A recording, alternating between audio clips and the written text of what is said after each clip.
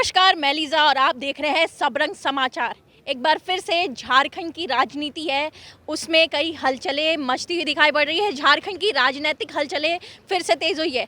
झारखंड की राजनीतिक हलचलें इस प्रकार तेज़ हुई है कि जो यूपीए के विधायक हैं, उन्हें विशेष विमान के माध्यम से रांची शिफ्ट कर दिया गया है। यूपीए के विधायक वही जो रायपुर ठहरे हुए थे, उन्हें अब रायपुर से पूरी राजनीति उनकी रांची शिफ्ट हो चुकी है। उन्हें ग्रीन कॉरिडोर के माध्यम से सर्किट हाउस ले जाया गया है। अब हम ये जानने की कोशिश करेंगे कि आज और कल के बीच में झारखंड में क्या कुछ बड़े खेल हो सकते हैं, झारखंड की राजनीति में कौन कौन से बड़े पहलू पलटफेर हो सकते हैं, कौन कौन सी चीज़ों में बदलाव आ सकता है। इन सभी चीज़ों पे अभी हम चर्चा करेंगे और जानेंगे। आपको भी बताने की कोशिश करूंगी कि आज और कल का दिन इतना महत्वपूर्ण इसीलिए है क्योंकि झारखंड की राजनीतिक हलचलें आज और कल के बीच में टिकी हुई है। एक तरफ जो राज्यपाल है वो यहाँ से दिल्ली गए हुए हैं। दिल्ली इस प्रकार जाना हुआ है कि उनका भी जो बयान आया था लास्ट टाइम पे, उनने भी ये कहा था कि हम अभी कुछ कानूनी सलाह लेने के लिए यहाँ से दिल्ली जा रहे हैं। अब वो कानूनी सलाह ले करके वो अभी आज और कल सुबह के बीच में आ जाते हैं तो उनके हाथ में झारखंड की कई बड़े फैसले हैं। इस बीच वो झारखंड के कई बड़े फैसले ले सकते हैं और फैसलों के बारे में हम चर्चा करेंगे कि ये फैसले किस प्रकार होंगे। राज्यपाल के हाथ में झारखंड के कुछ बड़े फैसले हैं। फैसले अगर उन्होंने आज और कल के बीच में आकर के झारखंड का भविष्य तय कर दिया तो कहीं ना कहीं हेमंत सोरेन को बड़ी दिक्कतों का सामना करना पड़ जाएगा। सोरेन की कुर्सी खतरे में ही आ जाएगी। अब ये सभी चीज़ों पे हम चर्चाएं कर सकते हैं और आपको मैं बताऊंगी कि किस प्रकार कुर्सी खतरे में आएगी।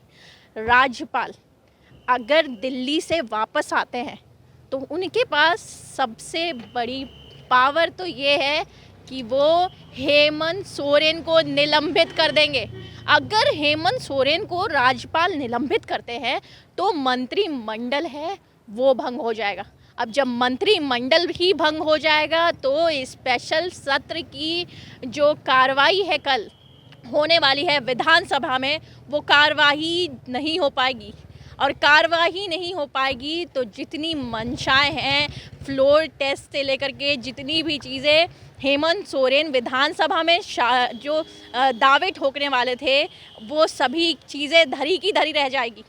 जेएमएम के जो 5 से 7 विधायक हैं, आपको बता दूं कि जो खबरें आ रही थी, सूत्रों के हवालों से खबरें आई थी कि 5 से 7 विधायकों ने अपना जो बायलॉज है वो दिल्ली भेजा था लॉयर के पास बायलॉज चेक कराने के लिए। अब अगर ये बायलॉज वो चेक करवा रहे हैं तो कहीं ना कहीं वो भी पलटने में तो नहीं आ रहे हैं।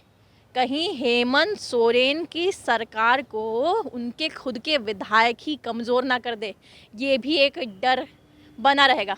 क्योंकि जो 5 से 8 विधायक हैं, अगर वो कल जो फ्लोर टेस्ट, अगर विधानसभा सत्र में फ्लोर टेस्ट होता है, अगर मान लिया जाए कि अगर राज्यपाल ने ये सारी चीज़ें होने दी, अगर विधानसभा का स्पेशल सत्र भी हुआ और अगर फ्लोर टेस्ट होता है तो ऐसे में फ्लोर टेस्ट में जेएमएम के विधायक पलट जाते हैं। जेएमएम के 5 से 8 विधायक अगर पलट गए तो हेमंत सोरेन का खतरा तो बढ़ेगा ही बढ़ेगा। फ्लोर टेस्ट में भी ये सारी चीज़ें सामने आ जाएगी। इसका भी एक डर हेमंत सोरेन को है क्योंकि लॉयर के पास ये सारी चीज़ें चेक कराना, भेजना, बायलॉज चेक करवाना, यानी कि पार्टी के जो विधायक हैं वो भी कहीं ना कहीं अपनी जो मंशा है वो बदल रहे हैं। और बात करूं, अगर राष्ट्रपति चुनाव की भी मैं बात करती हूँ तो उसमें भी आपको बता दूं कि झारखंड के जो 8 से 10 विधायक जो थे उन्होंने क्रॉस वोटिंग की थी। आपको बता दूं कि 8 से 10 विधायकों ने क्रॉस वोटिंग की थी। कांग्रेस के ये विधायक बताए जा रहे थे। और अगर कांग्रेस के विधायकों ने भी अपना पलड़ा बदल दिया तो हेमंत सोरेन का क्या होगा।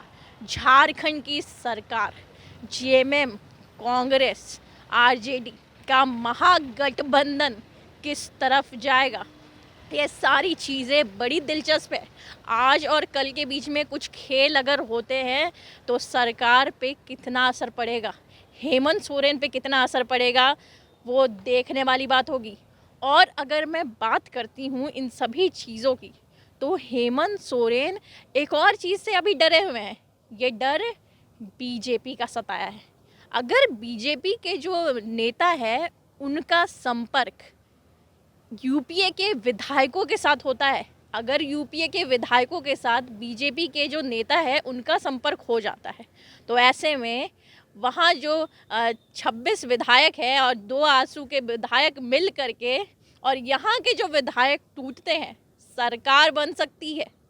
झारखंड में फिर से कहीं बीजेपी ना आ जाए, ऐसा डर भी हेमंत सोरेन को सता रहा है। और अगर हेमंत सोरेन को राज्यपाल के द्वारा निलंबित कर दिया जाता है, तो ऐसे में राज्यपाल के हाथ में पूरे राज्य की शक्ति, ब्यूरोक्रेसी से जितनी भी चीज़ें हैं वो सारी चीज़ें राज्यपाल के हाथ में आ जाएगी।